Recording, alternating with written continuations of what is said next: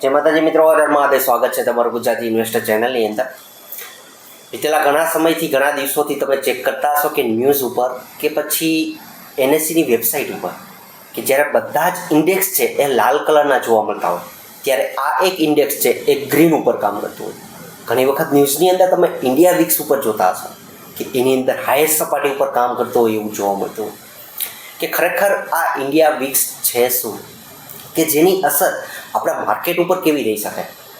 કે જ્યારે India Vicks up હોય તો રોકાણકાર માટે કયા એવા ઝોન છે કે જે ઝોન એ ખરા એવા ગંભીર છે કે એ ધ્યાનમાં રાખવા જોઈએ છે.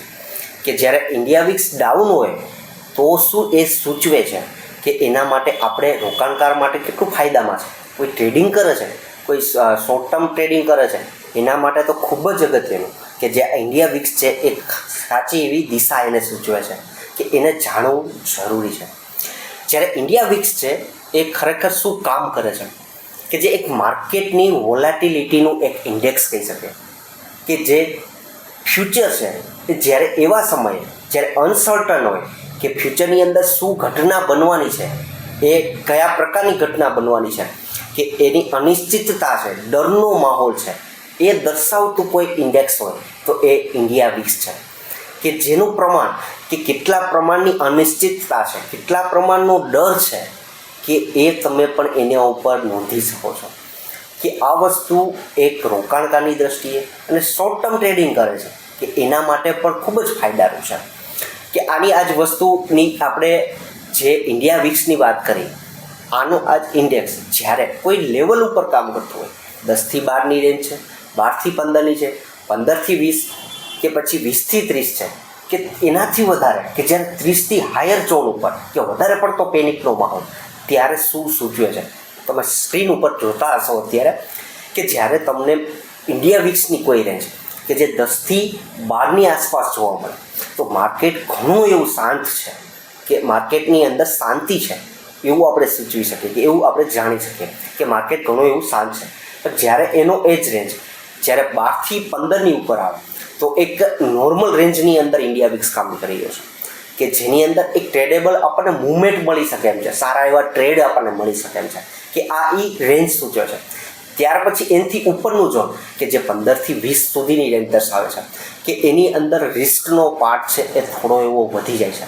કારણ કે માર્કેટ અહીંથી થોડું ઘણું એવું વોલેટાઇલ વધી શકે એમ છે, કે અહીં રિસ્કનો ભાગ વધારે જોવા મળી શકે એમ છે. ત્યાર પછી એની એ જ વસ્તુ થોડા એવા રિસ્ક પોઈન્ટ ઉપર આગળ જોશો તો 20થી 25 કે 30ની રેન્જ જોવા મળે. કે અહીંયા ડરનો માહોલ છે હજુ અહીંથી વધી જશે, કે અહીંયા હજુ રિસ્ક વધારે જોવા મળશે, કે અહીંથી વોલેટિલિટી વધારે જોવા મળે, કે જેની અંદર તમને શેરની અંદર સારા એવા ઘટાડા સાથે પણ શેર તમને જોવા મળે.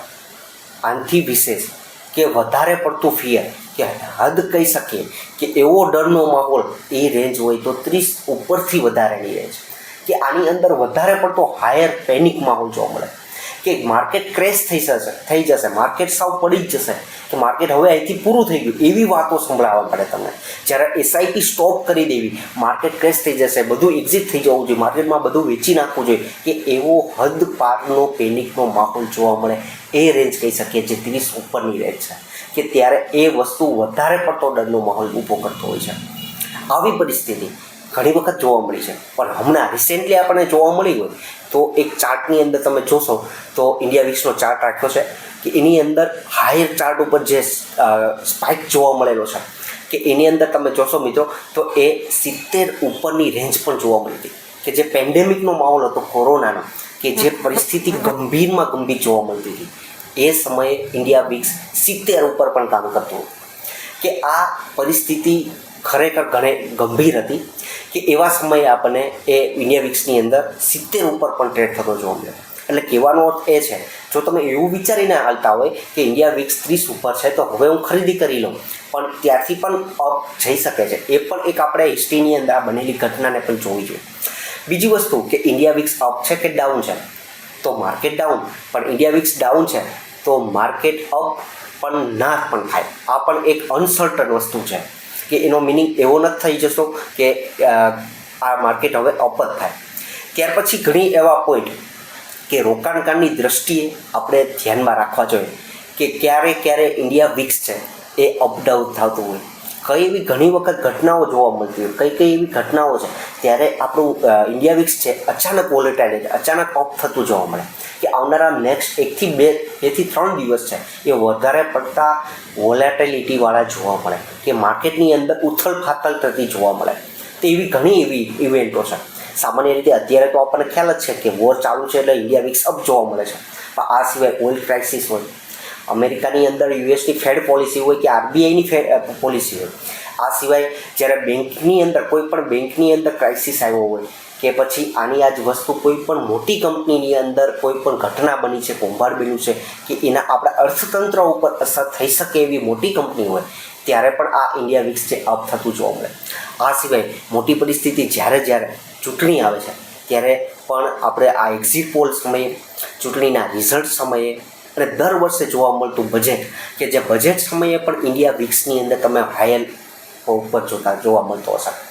પણ આ વર્ષ જે 2026નું વર્ષ છે એ ઘણું વોલેટિલિટી રહી શકે એવો ઇવેન્ટ જોવા મળી શકે છે. ત્યારે એક રેન્જ કે જે 12 થી 16ની જોવા મળે તો એની અંદર આપણું માર્કેટ ઇન્ડિયા વિક્સ કામ કરતું જોવા મળે. પણ એક જ વસ્તુ આ ઇન્ડિયા વિક્સ ઉપર શીખવાની એ છે કે ઇન્ડિયા વિક્સ છે, તમે આ લાંબો ચાર્ટ કરીને જોયો હશે કે જ્યારે એ 30 ઉપર કે 20 ઉપર બહુ લાંબો ગાળો સમય સિવાય ત્યાં ટકતું નથી.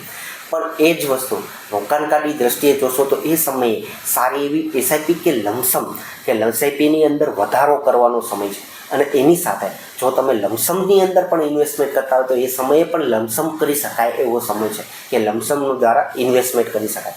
કોઈ પણ મોટી ખરીદી કરવી હોય કે જ્યારે તમારી પાસે ટાઈમ પીરિયડ ઘણો લાંબો છે, કે એવું સારી એવી કંપનીઓના જે બિગ કહી શકીએ કે બ્લુ ચીપ કંપનીઓ છે, લાર્જ કેપ કંપનીઓ છે, કે જે કંપનીઓને તમે પસંદગી કરી શકો, તો એવી કંપનીઓ એવા સમયે જ્યારે ઇન્ડિયા વિક્સ હોય ત્યારે એવા સમયે થોડી એવી પણ ખરીદી કરવી જોઈએ, કે એ કંપનીઓને ધ્યાનમાં રાખવી જોઈએ.